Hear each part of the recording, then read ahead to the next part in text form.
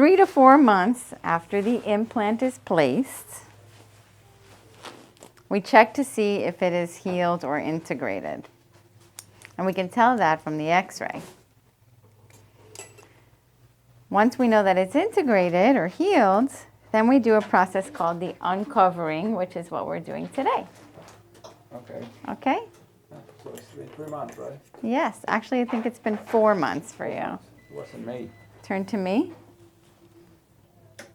Yeah, it was the beginning of May and we're in the beginning of September now.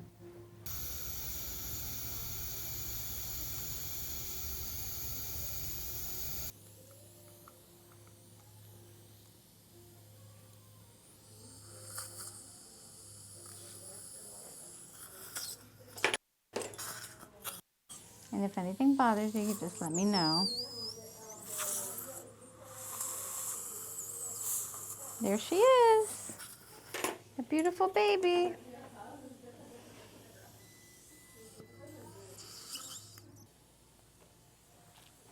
And now we're going to put a healing cap or a healing abutment right into that area. And that is the uncovering procedure. No stitches, no bleeding. Bite down. Okay. So because he's not bleeding a lot, I think we should go ahead and take your scan today. What do you think?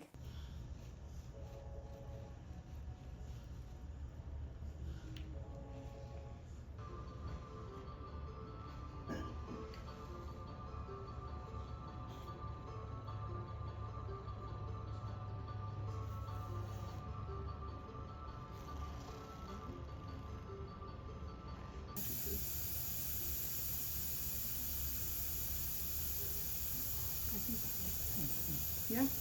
Today we're going to talk about a ridge augmentation, or what happens when you don't have enough bone to place an implant. There are very few people who are actually not a candidate for an implant placement based on a bone defect. Many times we can graft the area to be able to maintain or create that bone for the foundation of the implant. So I'm going to show you this x-ray here, and what we're looking at here is a missing front tooth. That's a very important tooth, and so we need to have enough bone to be able to place an implant. When I double click right on that missing spot, we're going to see what's called a cross section.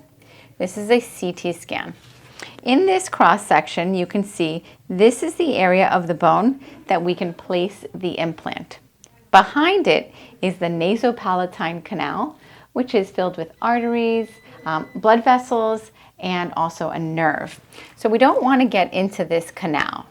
It's not a dangerous canal, and it really doesn't cause any nerve sensitivities when you impinge on it, but it does make for a more complicated surgery.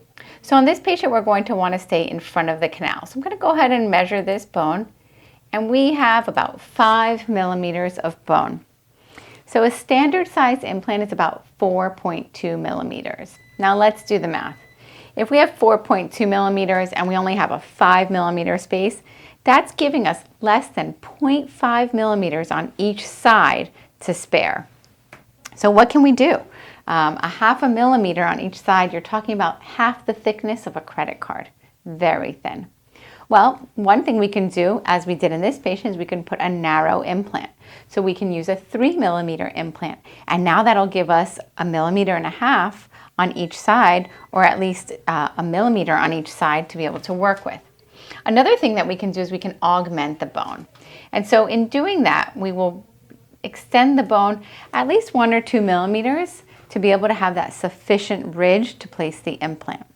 A ridge augmentation can take about 4 to 6 months to heal. And sometimes it can be done the same time as the implant, or if it's really severe, we'll do it beforehand. Does it hurt? Sometimes it can be sore, and that's because we're stretching the tissue over the area to be able to place that large amount of bone. And so a ridge augmentation is a separate procedure from placing the implant. It does have a separate cost to it as well, but it's a great procedure to be able to get you sufficient bone. If you want to know a little bit more about a ridge augmentation, I can show you some of the materials that we use. So during the procedure, we're going to use a bone graft material. The bone graft material comes in a box like this, and this is actually donor tissue, which means it's coming from a human. It's very safe, and it has been irradiated or sterilized so that the patients can use it. It's also been tested for a number of different diseases so that we know that this won't transfer anything to the patient. There's only been a few cases reported on actually transferring any kind of disease to a patient. It's extremely rare. And so the bone comes in a little vial like this. It's just almost like looks like dried grits in my opinion, and it comes in a particulate. Okay, so this gets mixed up with the stem cells from your blood, which is called PRF or PRP. We make a sticky bone from that becomes like a putty. And then over that, now we have to use something to cover the bone because we want to keep the bone in place. And so this is a membrane. It is a collagen membrane. It's made out of collagen, and that gets placed over the bone but underneath your skin. Okay, the sutures are tacked into place, or sometimes we use things called tenting screws, which we can show you at a later date, and those hold the position of the bone and the membrane. This specific membrane will dissolve on its own and can take over a year to dissolve, but it then turns into bone. The bone graft material, on the other hand, we don't want it to dissolve. And so sometimes we'll even mix it with xenograft, which means bone from another animal, such as a cow, for example. And that's a really great bone to use because it holds the space. So now we have the bone graft, we mix it with the PRF, which is coming from your own body, and then the membrane. Over that goes the sutures, and then you're off and away. Here's an area example of sufficient bone. So this is on the mandible or the bottom jaw. And when we measure this bone, it's the opposite of the other area. So now the width of the bone is 12 millimeters. So can we place a 4 millimeter implant in here? We definitely can. We could place a 5 millimeter implant in there. So if we were to place the 5 millimeter implant in there, you can see that it would still have plenty of space around it for the bone. Now the length. In the bottom jaw, we're looking for the nerve. Right here is the nerve. You can see it kind of moves up and down. And this nerve is going to determine how deep we can place the implant. So for example, on this one, the nerve is 14 millimeters away from the top of the bone or the top of the mandible. So a nice standard size implant would be a 10 millimeter implant, and we would have plenty of space not to impinge on the nerve or cause any type of nerve damage in this case without having to graft. This is a beautiful site of sufficient bone. All right, me being a trumpet player, it's very important that the front teeth are more natural than a bridge feeling. So that's why I'm thinking about. And that it's harder. So with you a bridge. when you I'm feeling the whole bridge on the inside. I like natural teeth. So is it realistic to get 6 across natural if I want? I already have 2 implants in there. We need 4 more implants, crowns, and then 2 more crowns. You know what I mean? That's after we put the molars in. measure the space. Yeah, right. I and know what see. you're saying. All right, today we're placing 4 implants with a surgical guide.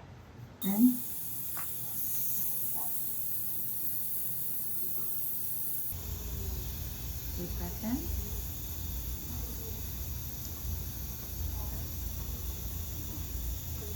Don't bite this, okay? All right. Oh, that's nice because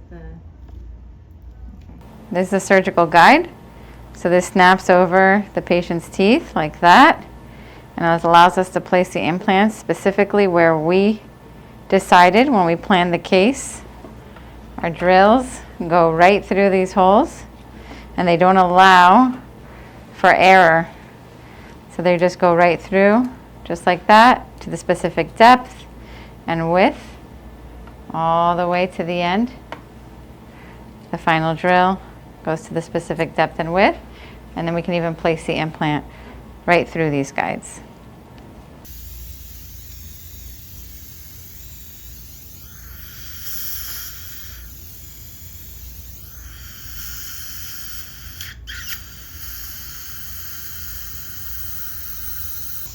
If anything hurts you, let me know. All right. That looks beautiful.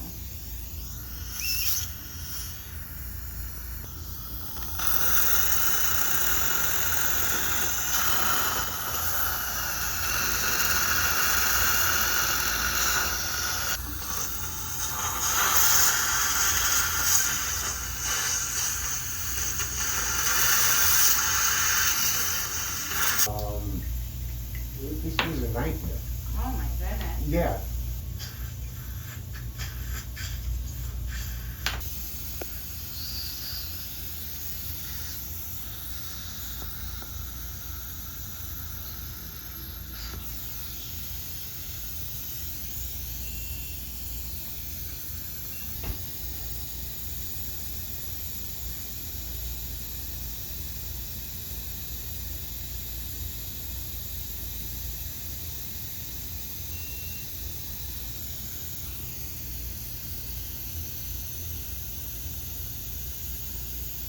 This is the coming through.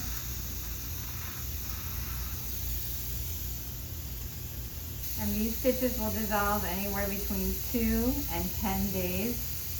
If you're playing and they're long and annoying, feel free to cut it, okay?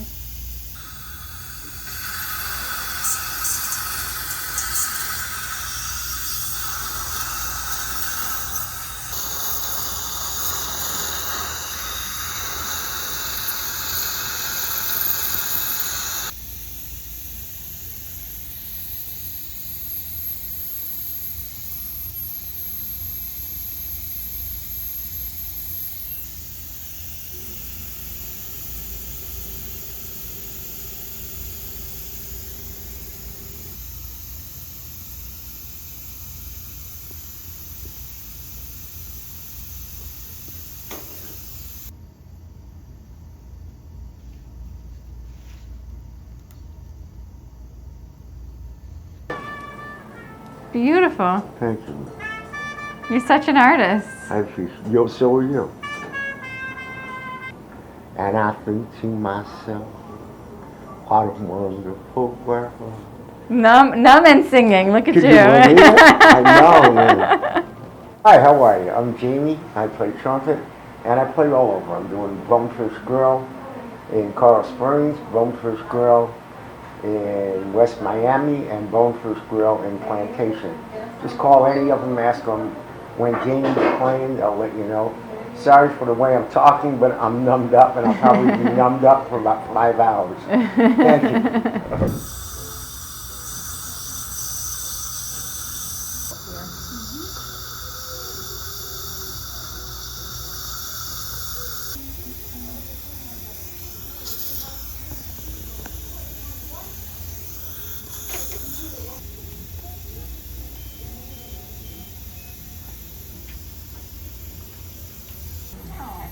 Why don't you take a CT though? Let's see what we send her around to.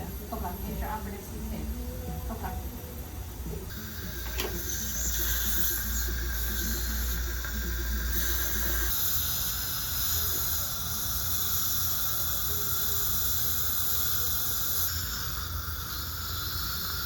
Is that it? I don't think.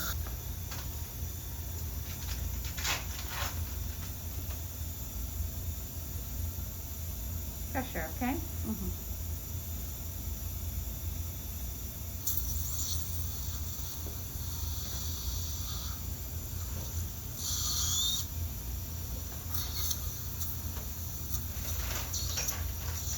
All right, we had a great day here at Implant Center of Sunrise, and I have to tell you, just a little teaser, but we are about to unleash something that is big, that is bigger than the 1789 implant. It's a surprise, but in the next few days, or even just by next week, you're gonna know everything, and we can't wait to tell you.